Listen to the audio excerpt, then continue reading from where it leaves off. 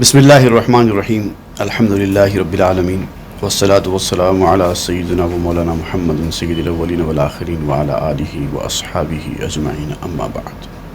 مثنوی شریف کی آج کی ہماری یہ 47ویں نشست ہے۔ آج ہم پڑھیں گے خرگوش اور شیر کے واقعے میں خرگوش اور شیر کا اس کنویں کے قریب تک پہنچ جانا اور پھر شیر کا کنویں کے اندر جھانکنا، اور جھانکنے کے بعد پانی کے اندر، چونکہ پانی ٹھہرا ہوا تھا، ساکت تھا، تو شیر کی اور خرگوش کی دونوں کی شبیہ اس پانی کے اندر نظر آ رہی تھی۔ یہاں سے آج کی گفتگو شروع ہوئی۔ چونکہ شیر اندر برے خیشش کشید، در پناہ شیر تا چاہ می دوید۔ جب شیر نے اس کو خرگوش کو اپنی بغل میں لے لیا اور شیر کی حفاظت میں وہ خرگوش کنویں کے قریب تک آ گیا، پاس شیر، پہلے تو خرگوش آگے آگے تھا، بعد میں خرگوش پیچھے ہٹا خوف کے مارے۔ پھر جب شیر نے خرگوش سے وجہ پوچھی تو خرگوش نے وجہ بتائی، خوف کا اظہار کیا، تو خرگوش کو شیر اپنے بغل میں، اپنے بازو میں لے لیا۔ اب دونوں ایک ساتھ آگے بڑھے اور کنویں میں جھانک کر دیکھا۔ چونکہ درچہ بن گریدند اندر آب شیرو او در تافت تاب۔ جب انہوں نے کنویں کے اندر پانی میں اپنے اپنے چہروں کو دیکھا تو پانی میں شیر اور اس کی جھلک شیر کو دکھائی دی، یعنی گویا کہ شیر اور خرگوش کی جھلک دکھائی دی، چونکہ یہ دونوں اندر جھانک رہے تھے ایک ساتھ۔ جب دیکھا تو اندر بھی ایک شیر اور ایک خرگوش ان کو دکھائی دیا۔ شیر اکسے خیش دید از آپ تفت، شکل شیرو در برش خرگوش زفت۔ اب جو ہے چونکہ پہلے سے غصے میں ہے شیر، غصے کی آگ شیر کے اوپر حاوی ہے۔ ابھی غصے کے عالم میں، گرم مزاجی میں، شیر جب پانی میں اپنا عکس دیکھتا ہے، اور پھر جیسا کہ خرگوش نے بتایا تھا کہ اس کا ایک ساتھی بھی اس کے اندر موجود، اس کے ساتھ موجود ہے، اور اس کنویں میں شیر نے پناہ لے رکھی ہے اور اس کے ساتھی کو بھی اس کنویں میں رکھا ہے۔ تو جب اس نے جھانک کر دیکھا تو خرگوش کی بات شیر کو درست نظر آئی، کیونکہ وہاں پر بھی ایک شیر اور ایک خرگوش نظر آئے، اور چونکہ پانی میں اصلی شکل سے بڑھ کر نظر آتا ہے، موٹا نظر آتا ہے، تو شیر بھی موٹا نظر آیا اور خرگوش بھی موٹا نظر آیا۔ تو اس سے اور یقین ہو گیا شیر کو کہ جیسے خرگوش نے مجھے بتایا تھا کہ میرے سے زیادہ طاقتور میرا ساتھی اس شیر کے پاس موجود ہے۔ چونکہ خصم خیش را در آب دید، مر ورا بگذاشت اندر چہ دوید۔ جب اس نے پانی میں اپنے دشمن کو دیکھا، اب وہ دیکھ رہا ہے کس کو؟ خود کے عکس کو، لیکن اس کی نظر میں، اس کے خیال میں وہ کس کو دیکھ رہا ہے؟ اپنے دشمن کو دیکھ رہا ہے۔ مر ورا بگذاشت، اب خرگوش کو چھوڑ دیا اس نے غصے کے عالم میں، کیونکہ پہلے غصے سے گرم ہو گیا ہے، تو خرگوش کو اس نے چھوڑ دیا اور کنویں میں چھلانگ لگا دی۔ در فتاد اندر چہے کو کندہ بود، زاں کے ظلم برسرش آئندہ بود۔ جب وہ کنویں میں گرا جا کر، یعنی جو اس نے کھودا تھا، شیر نے جو کنواں کھودا تھا وہ کنویں میں گر گیا۔ شیر نے کنواں نہیں کھودا، لیکن یہاں مراد یہ ہے کہ جس انداز کی ظلم و زیادتی شکاری جانوروں کے ساتھ شیر نے کیا، اور اس کی مخالفت میں شکاری جانوروں نے اس کے لیے جو جال بنا، تو اس سے مولانا روم یہ بتا رہے ہیں کہ اصل میں شیر نے ہی اپنے بربادی کے لیے کنواں کھودا ہے، اور پھر اپنے کھودے ہوئے کنویں میں جا کے گر گیا۔ زاں کے ظلم برسرش آئندہ بود، کیونکہ ظلم اس کے سر پڑنے والا تھا، اس نے ظلم کیا تھا، تو اب یہ جوابی کارروائی تو ہونے ہی والی تھی۔ اب یہاں پر دیکھیے کچھ خاص باتیں مولانا روم بیان کریں گے کہ جو آدمی دوسروں کے لیے کنواں کھودتا ہے وہ خود اس کنویں میں گر جاتا ہے۔ اب اس طرف اشارہ کریں گے، مختلف باتیں بتائیں گے۔ چاہے مظلم گشت ظلم ظالمہ، این چنی گفتند جملہ عالمہ۔ ظالموں کا جو ظلم ہے اس کا نتیجہ یہ ہوتا ہے کہ ان کے لیے اندھا کنواں ہوتا ہے. جو لوگ ظلم کرتے ہیں وہ ظالم کسی حد تک اور کسی وقت تک وہ اپنے ظلم میں کامیاب ہوتے ہیں، لیکن جب ان کا وقت آتا ہے تو انہی کی چلی ہوئی چال انہی کے لیے نقصان کا باعث، ہلاکت کا باعث بن جاتی ہے. تو یہ ظالموں کے ظلم کا نتیجہ ان کے لیے اندھا کنواں ہوتا ہے. یہ ایک کہاوت بھی استعمال ہوتی ہے. ای چنی گفتند جملہ عالمہ، اور تمام عالموں نے یہی بات کہی ہے. ہر کے ظالم تر چہش با ہول تر، عدل فرمودست بدتر را بتر. جو زیادہ ظالم ہے اس کا کنواں بھی زیادہ خوفناک ہوتا ہے. اب اس کی جو بربادی ہے وہ اس پر منحصر ہے کہ اس نے کتنا ظلم کیا. اگر وہ بڑا ظالم ہے تو اس کا نتیجہ، اس کا حشر بھی اسی طریقے سے خوفناک ہوگا. جو زیادہ، ہر کے ظالم تر، جو زیادہ ظالم ہے، چاہش اس کا کنواں با ہول تر زیادہ خوفناک ہوتا ہے. عدل فرمودست بدتر را بتر، اور انصاف یہ کہتا ہی یہی ہے کہ بدتر کو بدتر ملے گا. مطلب جو جیسا کرے گا ویسا پائے گا. یہ انصاف کا اصول ہے. اے کہ تو اور ظلم چاہے می کنی، از برائے خیش دامے می تنی. اے وہ شخص جو ظلم کر کے لوگوں کے لیے کنواں کھودتا ہے، یاد رکھ تو خود اپنے لیے اپنا جال بناتا ہے، بنتا ہے. جب تو ظلم کر رہا ہوتا ہے کسی پر تو اس وقت تو تجھے یہ لگتا ہے کہ میں کامیاب ہو جاؤں گا، لیکن یہ موقتی ہوتا ہے، ٹائملی ہوتا ہے. وہ کنواں تیرے ہی لیے بربادی کا سامان بن جاتا ہے. بر ضعیفاں اگر تو ظلم می کنی، داں کے اندر قہر چاہے بے بنی. اگر تو کمزوروں پر ظلم کرتا ہے، اگر کوئی کمزور نظر آتا ہے اور اس کی کمزوری کی وجہ سے تو اس کے اوپر ظلم کرتا ہے، تو یہ بات سمجھ لے کہ تو بھی کنویں کی گہرائی میں جانے والا ہے. اتاہ گہرائی کہتے ہیں نا، بہت زیادہ جو ڈیپتھ ہوتا نا، جس کا ڈیپتھ چھوٹا نہیں ہوتا، بہت گہرا کنواں، تو اس میں جانے والا ہے. اب کیوں مظلوم کے ساتھ ظلم کرنے سے انسان کی بربادی کیوں ہوتی ہے، اس کی وضاحت بھی یہاں پر بیان کریں گے. گرد خود چون کرم پیلا برمتن، بہر خود چاہ می کنی اندازہ کن. ریشم کے کیڑے کی طرح اپنے چاروں طرف مت تن. جیسا ریشم کا کیڑا جب ریشم بناتا ہے تو چار طرف اپنا جال تانتا ہے، ادھر جاتا ہے، ادھر جاتا ہے، ادھر جاتا ہے، ادھر جاتا ہے، ہر طرف پھیل کے اپنا کام کرتا ہے. تو ویسے تو جو ہے یہ جو تننا ہے تیرا، سینہ چوڑا کر کے اکڑنا ہے، یہ ریشم کے کیڑے کی طرح مت کیا کر. وہ ایک فن ہے، وہ فن جانتا ہے تو جا رہا ہے. تو فن نہیں جانتا، تو یہ کیوں کرتا ہے؟ بہر خود چاہ می کنی، تو اپنے لیے کنواں کھود رہا ہے. اندازہ کن، اندازے سے کھود. تو اتنا ہی کنواں کھود جتنا تو گر جائے تو نکل سکے.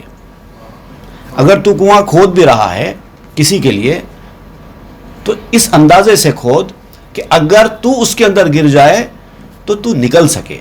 اتنا گہرا کنواں کھود دینا دوسروں کے لیے تاکہ وہ زندہ بچ کر نہ آئے، تو پھر یاد رکھ کہ تو خود گرنے والا ہے اور تو کیسے زندہ بچ کر آئے گا. تو دوسروں کے لیے اتنا ہی گڑھا کھودو جتنا اگر تم گر جاؤ تو تم باہر نکل سکو. مر ضعیفاں را تو بے خصم مداں، از بنے ازجا نصر اللہ بخاں. کمزور لوگ جو ہوتے ہیں، جن کے پاس کچھ نہیں ہوتا، نہ طاقت ہوتی ہے، نہ مال و زر ہوتا ہے، ان کو بے حمایتی مت سمجھو، بے سہارا، بے یار و مددگار مت سمجھو. جو کمزور نظر آتے ہیں یہ سمجھنا کہ ہم تو ان کو دبوچ لیں گے، ہم ان کو دبا لیں گے، ان کا حامی، ان کا مددگار، ان کا دستگیر، ان کی داد رسی کرنے والا کوئی نہیں ہے. اس طرح سے سمجھ کے تم کمزوروں پر ظلم کرو گے تو یاد رکھو قرآن مجید میں ایک سورہ ہے، اذا جاء نصر اللہ والفتح. مسلمان ایک دور میں بڑے کمزور تھے، لیکن کیا ہوا؟ فتح مکہ کی خوشخبری سنائی گئی. اور فاتحانہ شان و شوکت کے ساتھ مسلمان جو مکہ چھوڑ کر چلے گئے تھے ہجرت کر کے، فاتحانہ شان و شوکت کے ساتھ لوٹے، اور ایسا بھی ایسا دبدبا اور ایسا بھی ایسا خوف مسلمانوں کا طاری ہوا کہ مسلمانوں کو پھر سے مکہ حاصل کرنے کے لیے جنگ کرنے کی بھی ضرورت نہیں پڑی، وہ شان سے اندر داخل ہو گئے، لوگ ڈر کے چلے گئے۔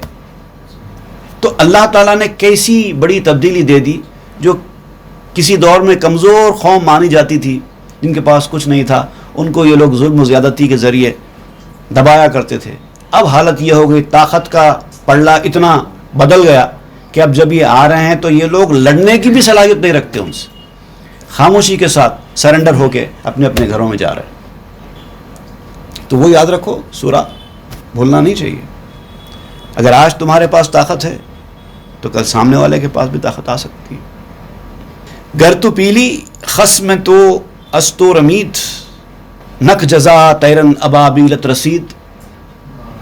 اگر تو ہاتھی والا ہے، اپنے بڑے ہاتھی کے اوپر سوار ہو کر بڑے ناز سے بڑی طاقت کے مظاہرے کے ساتھ داخل ہو رہا ہے اور تجھ سے ڈر کر تیرا مد مقابل بھاگ جا رہا ہے۔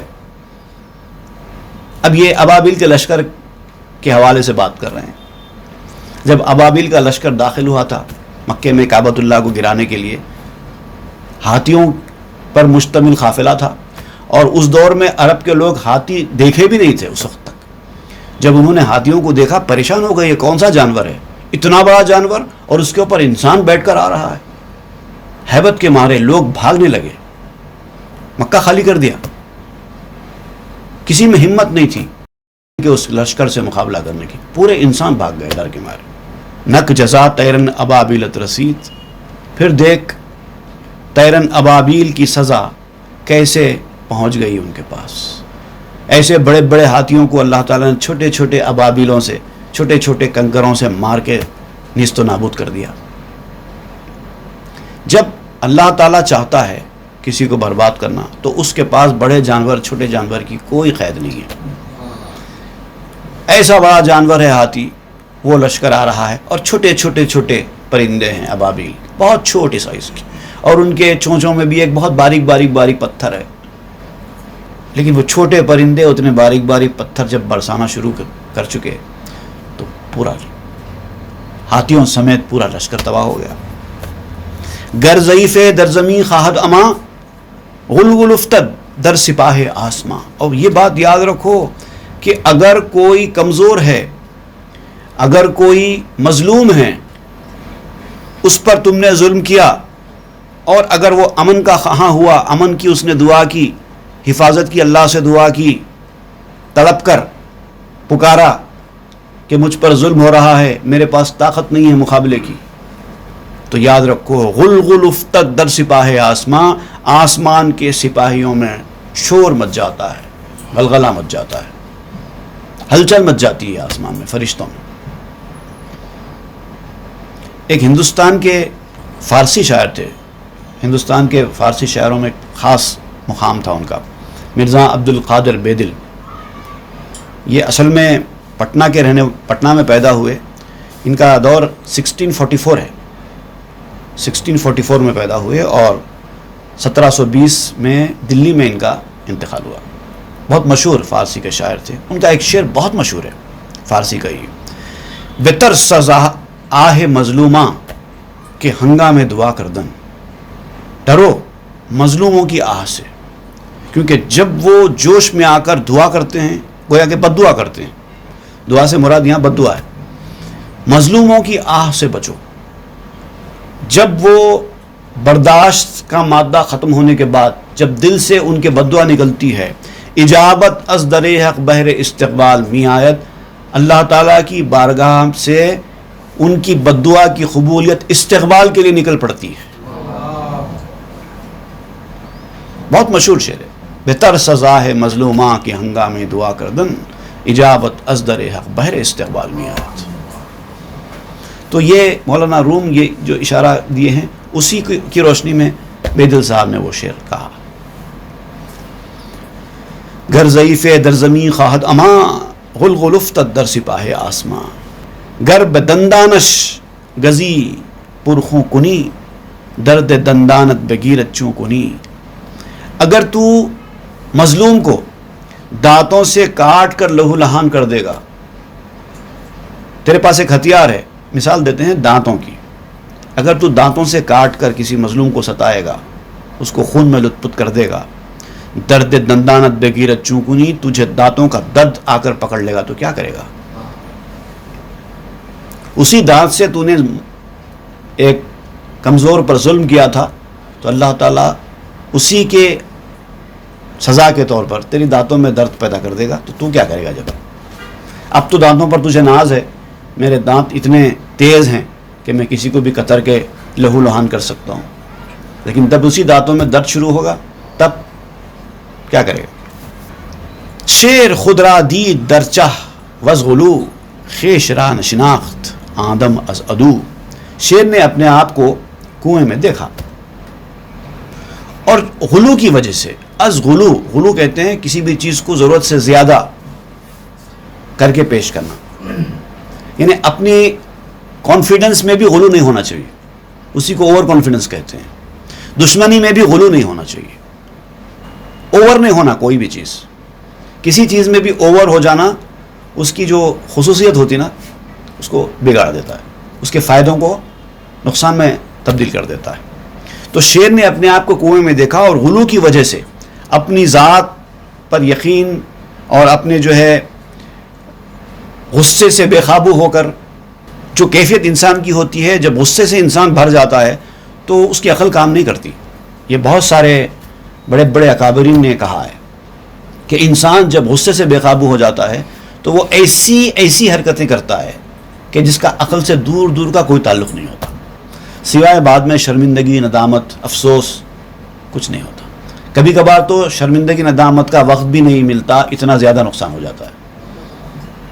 غصہ انسان کا دشمن ہے، تباہ کر دینے والی چیز ہے. تو اب یہ شیطان، ایک تو وہ اوور کانفیڈنٹ ہے، شیر پہلے تو اوور کانفیڈنٹ ہے، اس کے اوپر غصے سے بھرا ہوا ہے. تو کیا ہوا؟ جب اس نے اپنے عکس کو پانی میں دیکھا تو اس کی یہ سمجھنے کی صلاحیت ہی ختم ہو گئی کہ یہ کون ہے. بھئی وہ اگر غور و فکر کرتا، سوچتا تو شاید اس کو پتا چلتا کہ اسی کا عکس پانی میں دکھائی دے رہا ہے. لیکن خرگوش نے پہلے شیر کو ورغلا کر اس کے غصے کی کیفیت کو بڑھا کر اپنا پورا کام، ہوم ورک پورا کر لیا تھا. اس ساری پلاننگ اس نے کر لی تھی. اگر نارمل حالت میں شیر وہاں آتا کنویں کے پاس تو ممکن ہے کہ وہ غور و فکر کرتا، سوچتا. جب دماغ ٹھنڈا ہوتا ہے تو دانش مندی، حکمت اس کو سجائی دیتی ہے. لیکن جب انسان غصے سے، آپے سے باہر ہو تو دانش مندی اور عقل کا کوئی دور دور تک سوال ہی پیدا نہیں ہوتا. تو وہ ضرورت سے زیادہ جب غصے میں تھا تو اس وقت اس بات کو سمجھ نہیں سکا، یہ امتیاز نہیں کر سکا، یہ فرق نہیں کر سکا کہ یہ شیر کے اندر کنویں کے اندر کون ہے. وہ سمجھنے لگ گیا کہ وہی دشمن ہے میرا جس کا ذکر خرگوش نے کیا ہے. عکس خود را او عدو خیش دید، لا جرم برخیش شمشیر کشید. اس نے اپنے ہی عکس کو اپنا دشمن سمجھا اور لا محالہ کیا کیا؟ لا جرم، اجرم لا محالہ، برخیش شمشیر کشید. اپنے اوپر ہی تلوار سونت لی، گویا کہ اپنے آپ کو مارنے کے لیے تلوار اٹھا لینا، وہ کام کیا شیر نے. اے بسا ظلمے کے بینی در کساں، خوئے تو باشد دریشاں اے فلاں. اے ظالم انسان، جب ظلم کی صفت تو لوگوں میں دیکھتا ہے تو وہ اکثر تیری ہی خصلت ان میں ہوتی ہے. اگر تجھے یہ لگتا ہے کہ سامنے والا ظالم ہے، غلط کام کر رہا ہے، تو یاد رکھو وہ غلطی ممکن ہے کہ سامنے والے کے اندر نہ ہو، یہ تیرے ہی اندر ہو. کیونکہ اب یہاں دیکھیے شیر نے جو دیکھا پانی کے اندر عکس، تو اس نے سمجھا کہ یہ دوسرا شیر ہے، حالانکہ وہی تھا، اسی کا عکس تھا. تو ویسے انسانوں میں بھی ہوتا ہے، جب کسی کے اندر کوئی خرابی انسان کو نظر آتی ہے تو یہ ضروری نہیں ہے کہ سامنے والے کے اندر ہی خرابی ہو سکتا ہے کہ اس کی خرابی ہے، عکس بن کر دکھائی دے رہی ہے. اسی لیے تو حدیث میں بھی فرمایا گیا ہے المسلم مرآۃ المسلم، مسلمان کا آئینہ ہوتا ہے. تو ادھر جو ہوتا ہے ادھر وہی دکھائی دیتا ہے. ہوئے تو باشد دریشاں اے فلاں، اے فلاں، وہ اکثر ایسا ہوتا ہے کہ وہ تیری ہی خصلت ہوتی ہے. تو تجھے سامنے والے کی شکل میں دکھائی دیتا ہے. اندریشاں تافتہ ہستی ہے تو از نفاق و ظلم و بدمستی ہے تو ان میں تیری ہستی نمایاں ہو رہی ہوتی ہے. اگر تو اچھا ہوتا ہے تو اچھے لوگ تجھے دکھائی دیتے ہیں, اگر تو برا ہوتا ہے تو برے لوگ تجھے دکھائی دیتے ہیں. اصل میں وہ تیری ہستی ان کے اندر نمایاں ہو رہی ہوتی ہے. تیرے اندر اگر نفاق ہے تو سامنے والا تجھے منافق لگے گا, تیرے اندر اگر ظلم ہے تو سامنے والا تجھے ظالم لگے گا, تیرے اندر اگر بدمستی چڑھی ہوئی ہے تو سامنے والا تجھے بدمست نظر آئے گا. دراصل یہ ہے تیرے نفاق, تیرے ظلم اور تیری بدمستی کی وجہ سے. از نفاق و ظلم و بدمستی ہے تو آتوئی وہاں زخم بر خود می زنی بر خود آدم تار لعنت می تنی. وہ تو ہی ہے اور وہ زخم تو اپنے آپ پر لگا رہا ہے. اصل بات یہ ہے کہ وہ جس کو تو اپنا دشمن سامنے والا سمجھ رہا ہے, دراصل وہ تو خود ہے. اور اگر تو اس کو نقصان پہنچانے کی کوشش کر رہا ہے تو گویا کہ تو خود کو نقصان پہنچا رہا ہے, اور تو اس وقت اپنے اوپر لعنت کے تار بن رہا ہے. بر خدا دم تار لعنت می تنی. اس وقت یہ کیفیت ہوتی ہے کہ تو اپنی آپ کی بربادی کا سامان کر رہا ہے, اپنے آپ کے اوپر لعنت بھیج رہا ہے. در خودی بدرا نمی بینی آیاں ورنہ دشمن بودے خدرا بجاں. اگر تجھے وہ برائی سامنے والے کے اندر ہی نظر آ رہی ہے, تیرے اندر نظر نہیں آ رہی ہے, تو پھر یہ سمجھ لینا چاہیے تجھے کہ تو اپنی جان کا دشمن خود بنا ہوا ہے. حملہ برخود می کنی اے سادہ مرد ہم چو شیرے کے برخود حملہ کرد. اے بے وقوف, تو اپنے اوپر ہی حملہ کرتا ہے. جیسے شیر نے کیا, خود کے اوپر اس نے حملہ کیا, تیری کیفیت بھی وہی ہو جائے گی, تو اپنے اوپر حملہ کرے گا اس شیر کی طرح جس نے اپنے اوپر حملہ کیا تھا. تیری بھی وہی کیفیت ہے. اپنا عکس تجھے نظر آ رہا ہے, حالانکہ وہ تیرا اپنا عکس ہے, لیکن تو اور ایک شیر سمجھ کر اس پہ حملہ کرنے کے لیے ٹوٹ پڑ رہا ہے. تو گویا کہ تیری کیفیت بھی ایسی ہے, تو دوسروں پہ حملہ کرنے کا قصد کر رہا ہے, ارادہ کر رہا ہے, لیکن تو کیا کر رہا ہے, اپنے آپ پر حملہ کر رہا ہے. چوں بخار خوئے خود اندر رسی پس بدانی کستبوداں نہ کسی. جب تو اپنی عادت کی گہرائی پر پہنچ جائے گا, جب تیری اپنی کوتاہیاں, تیری اپنی کمیاں تجھے نظر آنے لگیں گی, پس بدانی کستبوداں نہ کسی, پھر تجھے سمجھ میں آئے گا, تب تو جانے گا کہ وہ نالائقی اصل میں تیری ہی تھی. تو یہ صلاحیت پیدا کرنا کہ اپنے اندر کوتاہیاں, کمیاں نظر آئیں. لوگوں کی عیب گیری جب تک کرتے رہیں گے تب تک اپنی برائیاں, اپنی کمیاں نظر نہیں آئیں گی. جب اپنی کوتاہیاں, کمیاں نظر آنا شروع ہو جائیں گی تو لوگوں کے عیب گیری کی نگاہ سے لوگوں کو دیکھنا بند کر دے گا. احتساب نفس مطلب خود کو دیکھنا کہ میں کیسا ہوں, سیلف اسسمنٹ کا راستہ اختیار کرنا. اسی مفہوم کو دیکھیے میں نے بھی ایک خطے میں بیان کیا. نگاہ عیب گیری سے جو دیکھا اہل عالم کو, کوئی کافر, کوئی فاسق, کوئی زندیق و ابتر تھا. جب میں نے عیب گیری کی نظر سے دنیا والوں کو دیکھا تو کوئی فاسق تھا, کوئی کافر تھا, کوئی زندیق تھا, کوئی ابتر تھا, بیکار انسان تھا.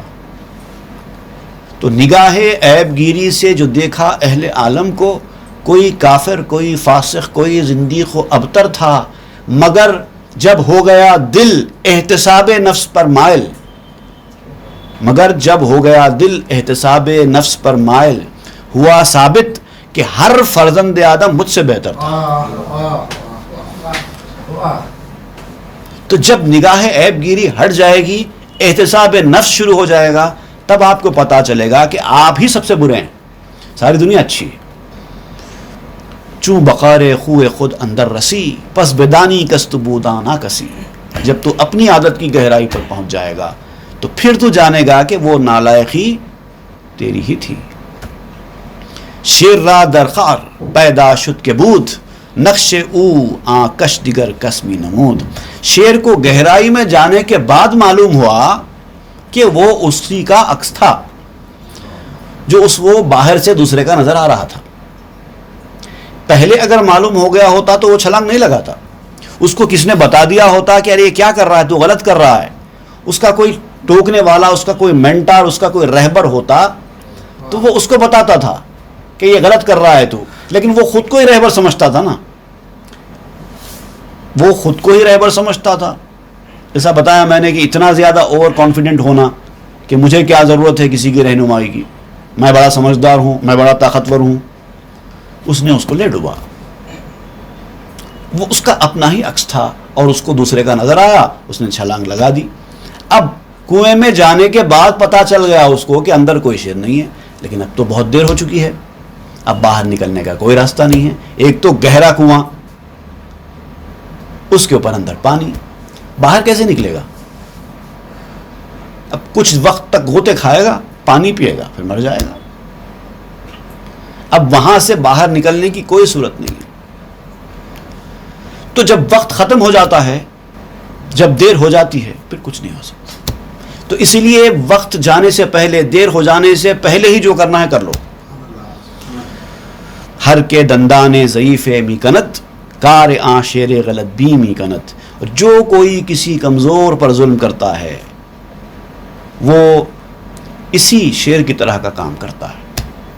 شیر نے کیا کیا تھا؟ شکاری جانوروں پر حملے کر کے سب کو اپنا دشمن بنا لیا تھا. جب تک قسمت اس کے ساتھ تھی اس کو غذا ملتی رہی. لیکن جب وقت آ گیا تو ایک چھوٹے سے خرگوش نے اس کا کام تمام کر دیا. اسی طرح سے جو لوگ انسان بھی لوگوں پر ظلم و زیادتی کریں گے ان کے ساتھ بھی یہی حشر ہونے والا ہے. کب ہوگا، کیسے ہوگا، کوئی نہیں جانتا. اے بدیدہ خالبت بر روئے اکس خال تست آں از ہم مرم. اے بھتیجے چچا کے چہرے پر بدنما تل دیکھنے والے. یہاں چچا اور بھتیجے سے مراد لی گئی ہے چھوٹا اور بڑا، مطلب جس کی عزت کرنی چاہیے تو اسی کے عیب تلاش کر رہا ہے.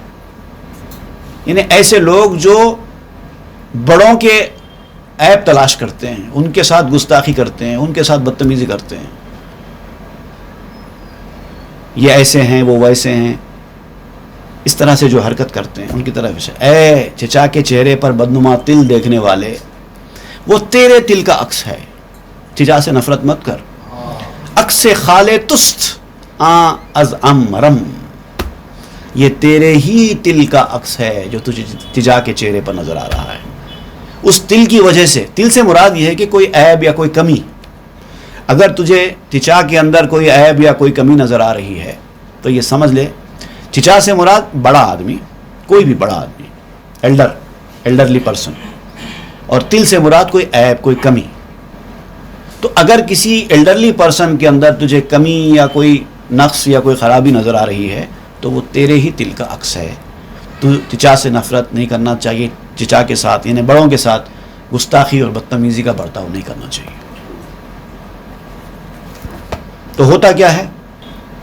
ایسا رزلٹ ہوتا ہے جیسا یہ ہوا ہے. اردو میں ایک کہاوت ہے، آسمان پر تھوکنا. بے وقوف آدمی کرتا نا آسمان پر تھوکنے کا کام، کیونکہ ایک ایکسیلریشن ڈیو ٹو گریوٹی ہوتی ہے نا، گریویٹیشنل فورس. جب منہ کر کے آپ آسمان کی طرف تھوکیں گے تو وہ گریویٹیشنل فورس آسمان تک تھوک تو جانے نہیں دے گا نا، وہ پلٹا کر آپ کے ہی چہرے پر آ کر گر جائے گا. تو آسمان بڑا آدمی ہے، جیسا کہ بیان کر رہے ہیں کہ چچا ہے، مبارک انسان ہے، بڑا انسان ہے، مقدس آدمی ہے، عالم ہے، فاضل ہے، ولی ہے، جو بھی جس اعتبار سے آپ بڑائی کو سمجھو وہ آسمان ہے. آپ اس کے اوپر تھوکنے کی کوشش کر رہے ہیں، لیکن جو کشش ثقل ہے، گریویٹیشنل فورس ہے، وہ آپ کے تھوک کو آسمان تک جانے کہاں دے گی؟ وہ تو ان کی حمایت کرنے والی ہے آسمان کی. زمین کی کشش ثقل تو آسمان کی حامی ہے، حمایت کرنے والی ہے، آپ کے تھوک کو کہاں جانے دے گی؟ اسی مفہوم کو میں نے ایک شعر میں بیان کیا. کشش ثقل ہے مردان خدا کی حامی، کشش ثقل ہے مردان خدا کی حامی، آسماں پر کبھی اے شاطم و گستاخ نہ تھوک۔ یہ تیرے ہی منہ پر پلٹ کر آئے گا۔ مومنہ آئی نئے یک دیگراند، این خبر را اس پیمبر آورند۔ مومن ایک دوسرے کا آئینہ ہے۔ اب یہ تو بڑوں کے ساتھ قابل عزت لوگوں کے سامنے گستاخیاں کرنا یہ تو بہت ہی برا کام ہے۔ عام مسلمان بھی ایک دوسرے کے ساتھ اس طرح سے حرکت نہیں کرنا چاہیے، کیونکہ حدیث میں آ گیا ہے مومنہ آئین یک دیگراند، مومنہ آئین یک دیگرند این خبر را از پیمبر آورند۔ ایک مسلمان دوسرے مسلمان کا آئینہ ہوتا ہے، اور یہ حدیث رسول کے ذریعے بیان ہوا ہے، کوئی ماں و شما کا کہا ہوا نہیں ہے بلکہ حدیث رسول ہے۔ اور اسی لیے ہے تاکہ لوگوں کو بتائے کہ سامنے والے کے عیب اگر تمہیں نظر آئیں تو یہ سمجھنا چاہیے کہ وہ عیب ہمارے اندر ہے۔ اگر آئینے میں آپ کے چہرے پر کوئی دھبا نظر آئے تو آپ اپنا چہرہ صاف کرتے ہیں کہ آئینہ صاف کرتے ہیں؟ بس وہی معاملہ ہے۔ پیش چشمت داشتی شیشہ کبود، زاں سبب عالم کبودت می نمود۔ تو نے اپنی آنکھوں پر اندھا چشمہ لگایا ہوا ہے، کالا چشمہ لگایا ہوا ہے۔ تیری کیفیت اس وقت ایسی ہے کہ جیسے کوئی روشنی میں بھی اپنے چہرے پر کالا چشمہ لگایا ہوا ہو اور پھر کہہ رہا ہو کہ ساری دنیا کالی ہے، ہر طرف اندھیرا ہے۔ زاں سبب عالم کبودت می نمود، اس وجہ سے ساری دنیا تاریک نظر آ رہی ہے، اندھیرا نظر آ رہا ہے۔ تو آپ اس کو کہیں گے، جب وہ کہے گا کہ ہر طرف اندھیرا چھا گیا ہے، کچھ دکھائی نہیں دے رہا ہے، تو آپ کہیں گے ادھر عینک تو اتار لے، اپنا چشمہ نکال لے، پتہ چلے گا اندھیرا ہے کہ روشنی ہے۔ وہ کیفیت ہے ہماری۔ گرنہ کوری ای کبودی دانز خیش، خیش را بدگو مگو کسرا تو پیش۔ اگر تو اندھا نہیں ہے، اگر تو اندھا نہیں ہے، اگر اندھا ہے تو تجھے پتہ ہے کہ یہ تاریکی میرے اندھے ہونے کی وجہ سے ہے، لیکن اگر تو اندھا نہیں ہے تو تب بھی تاریکی کو اپنی طرف سے ہی سمجھ، کیونکہ تو نے کالا چشمہ لگایا ہوا ہے۔ اپنے آپ کو برا کہہ، آئندہ کسی کو برا نہ کہہ۔ جب دنیا اندھیری نظر آ رہی ہے تو یا تو اندھا ہوگا اسی لیے دنیا اندھی نظر آ رہی ہے، کالی نظر آ رہی ہے، یا پھر تیرے آنکھوں پر کالا چشمہ ہوگا۔ دنیا تو وہی ہے۔ مومن ار ینظر بنور اللہ نبوت، عیب مومن را برہنا چو نمود۔ اگر مومن ینظر بنور اللہ نہیں تھا، یہ حدیث شریف کی طرف اشارہ ہے۔ ایک حدیث شریف میں رسول اللہ صلی اللہ علیہ وسلم کا ارشاد ہے، اتقوا فراست المؤمن فإنہ ینظر بنور اللہ۔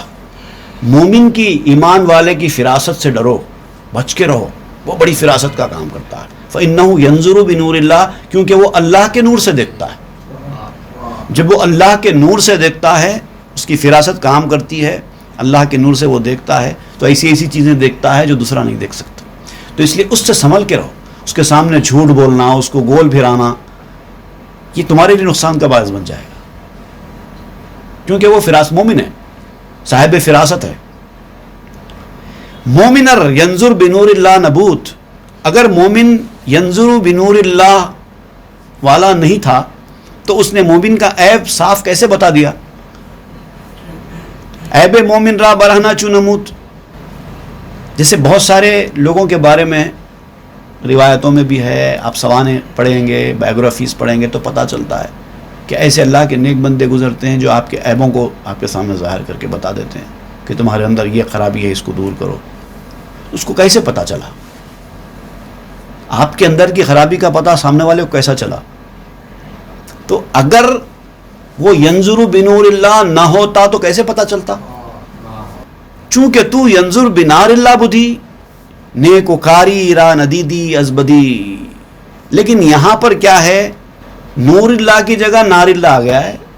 ہماری جو کیفیت ہو گئی ہے، نور آنے کی بجائے نار آ گیا ہے۔ حالانکہ نار سے بھی روشنی ہوتی ہے، نور سے بھی روشنی ہوتی ہے، لیکن نور سراسر روشنی ہے، نار صرف تھوڑی روشنی دیتا ہے، اور بہت بڑا فرق ہے دونوں میں۔ وہ اسی طرح کا فرق ہے جیسے سورج کی روشنی میں، آگ کی سے نکلنے والی روشنی میں، چراغ کی روشنی میں ہوتا ہے۔ وہ نور ہے، یہ نار ہے. چونکہ تو بنار اللہ والے معاملے میں الجھا ہوا ہے. یہاں سے مراد، نور سے مراد روح کی طاقت، روح کی روشنی، اور نار سے مراد نفسانی، آگ سے مراد جو ہے انسان کا نفس. تمہارے پاس نفس کام کر رہا ہے اور نیک بندوں کے پاس روح کام کرتی ہے. تو اسی لیے وہ نور سے دیکھتا ہے، تم نار سے دیکھتے ہو. نیکوکاری رانا دیدی ازبدی، اور یہی وجہ ہے کہ تو اچھائی کو برائی کو صحیح نہیں سمجھ سکتا، فرق نہیں کر سکتا. وہ لوگ فرق کر لیتے ہیں، تمیز نہیں کر سکتا. نیک اور برا، نیکی اور برائی، ان دونوں کے درمیان تیرے اندر تمیز کرنے کی صلاحیت ہی پیدا نہیں ہوتی، اس لیے کہ تو نار والا ہے. نور والا بن، تب نظر آئے گا تجھے. اندک اندک آب بر آتش بزن، تا شود نارے تو نور ہے بلحزن. اب یہ جو آگ ہے تیری نفس کی آگ ہے، اس کو بجھانا ہے. اگر تو نور والا بننا چاہتا ہے تو یہ نار والی کیفیتوں کو تجھے بجھانا ہے. تو کیا کرنا؟ اندک اندک آب بر آتش بزن، تھوڑا تھوڑا کر کے اس آگ کے اوپر پانی چھڑکتے جاؤ. تا شود نارے تو نور اے بلحزن، اے بلحزن، حزن کہتے ہیں غمگین انسان، اے غم سے گھرے ہوئے انسان، پریشان حال انسان. اگر تیری آگ نور بن جائے، تیری اگر یہ خواہش ہے، تو پھر وہ آگ کو بجھا جو نفسانی آگ ہے. تو بزن یارب بنا آب طہور، تا شود ای نار عالم جملہ نور. اب یہاں پر مولانا روم کچھ دعائیہ اشعار بیان کر رہے ہیں، کیونکہ جو کیفیت یہاں پر بیان ہو رہی ہے وہاں پر مولانا روم سمجھتے ہیں کہ یہ جو چیز ہے یہ انسان کے بس کی نہیں ہے. یہ تانا بخشت خدائے بخشندہ وہ معاملہ ہے. اللہ تعالیٰ جس پر فضل کرتا ہے انہی کو یہ میسر آتا ہے. تو آؤ تھوڑی دعا کر لیں. ہم تو خود سے وہ نار کو نور میں تبدیل نہیں کر سکتے، اللہ کے فضل سے ہو سکتا ہے. تو لہٰذا ہم اللہ کے حضور دعا کریں. تو بزن یا رب بنا آب طہور، تا شود ای نار عالم جملہ نور. اے ہمارے رب تو پانی چھڑک دے.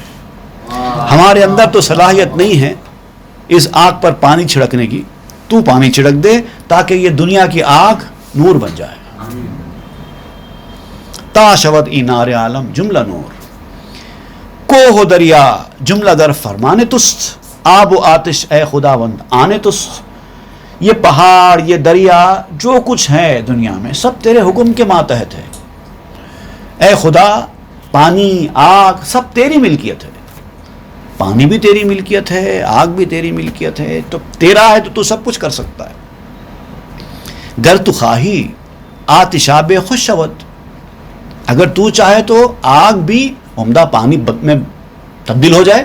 ہم چاہتے ہیں کہ آگ بجھے، لیکن اگر تو چاہے تو تجھے تو آگ بجھانے کی بھی ضرورت نہیں ہے، تو آگ کو ہی نور میں کنورٹ کر دے سکتا ہے. گر تو خواہی آتش آب خوش شود، عمدہ پانی آب خش، عمدہ پانی میں تبدیل ہو جائے آگ. ورنہ خواہی آب ہم آتش شود، اگر نہ چاہے اور اگر تو نہ چاہے تو پانی بھی آگ بن جائے. تو چاہے تو آگ بھی خوشگوار عمدہ پانی بن جائے، اور اگر تو نہ چاہے ایسا کرنا تو جو پانی ہے پہلے سے وہ بھی آگ بن جائے. بے طلب تو این طلب ماں دادائے، بے شمار و عد عطا بن ہادائے. بغیر مانگے تو نے ہمیں مرادیں عطا کی ہیں. اتنی مرادیں، اتنی چیزیں، اتنی نعمتیں تو نے ہم کو دی ہیں کہ ہم نے اس کا کبھی مطالبہ یا ہم نے اس کے لیے کبھی دعا کی ہی نہیں تھی، کبھی ہم نے طلب کیا ہی نہیں تھا. بے شمار و عد، بے شمار اور بے گنتی، ان گنت عطا بن ہادائے، تو نے اتنے انعامات کیے ہیں. انسان اگر غور کرے تو پتہ چلتا ہے کہ انسان کی ایسی کتنی نعمتیں ہیں اللہ نے دے رکھی ہیں جو اس نے کبھی دعا کی ہی نہیں تھی. اس کے ہوش سنبھالنے سے پہلے سے اس کے بعد وہ نعمتیں ہیں، جبکہ اس کو خود کا ہوش نہیں تھا. با طلب چو ندہی اے حی ودود، کست آما جملگی جود و وجود. اے حی، اللہ کے دو ناموں کا تذکرہ کر رہے ہیں. اے حی زندہ، اے ودود محبت کرنے والے. تو مانگنے پر کیوں نہیں دے گا؟ جب تو بغیر مانگے دیتا ہے تو مانگنے پر کیوں نہیں دے گا؟ کست آمد جملگی جود و وجود، اور یہ وجود اور جود دونوں بھی تیری ہی طرف سے ہے. جود کہتے ہیں جنروسٹی، سخاوت. سخاوت سے بھی اعلیٰ مقام پہ ہے جود. آپ خود بھی کھا رہے ہیں، دوسروں کو بھی کھلا رہے ہیں، تو یہ سخاوت ہوئی. آپ خود نہیں کھا کے دوسروں کو کھلا رہے ہیں، یہ جود ہے. تو جود تو سخاوت سے بھی آگے ہے. اور اللہ تعالیٰ کی طرف سخاوت منسوب نہیں کی جاتی، سخاوت بندوں کی طرف منسوب کی جاتی ہے. بندوں کی سخاوت ہوتی ہے، وہ خود بھی کھاتے ہیں، دوسروں کو بھی کھلاتے ہیں، یا خود کم کھا کر اپنے کھائے میں سے بچا کے دوسروں کو کھلاتے ہیں. یہ ذرا اور بڑی سخاوت.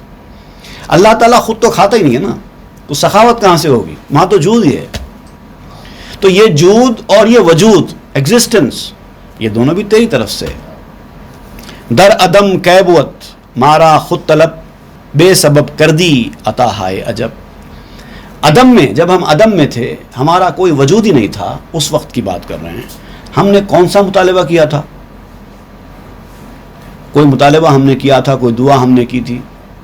جب ہمارا کوئی وجود ہی نہیں تھا اس وقت تو ہم نے کوئی مطالبہ نہیں کیا تھا کہ ہم کو 2 آنکھیں دو، 1 ناک دو جس سے ہم سونگھ سکیں، 1 منہ دو جس سے ہم بول سکیں، 2 پاؤں دو جس سے ہم چل سکیں. کچھ نہیں کہا تھا ہم نے. بے سبب کر دی عطا ہائے عجب. تو نے بغیر مانگے کے، بغیر ظاہری سبب کے عجیب عجیب نعمتیں ہم کو عطا کر دی. جان و نا داری وہ عمر جاویداں، سائر نعمت کے نایت در بیاں. یہ جان، نان کہتے ہیں روٹی کو، روٹی سے مراد یہاں پر رزق ہے. یہ جان، یہ رزق اور عمر جاویداں، اور وہ حیات ابدی جو ہم کو بعد میں ملنے والی ہے. مرنے کے بعد جو زندگی ہوگی وہ حیات ابدی کہلاتی ہے.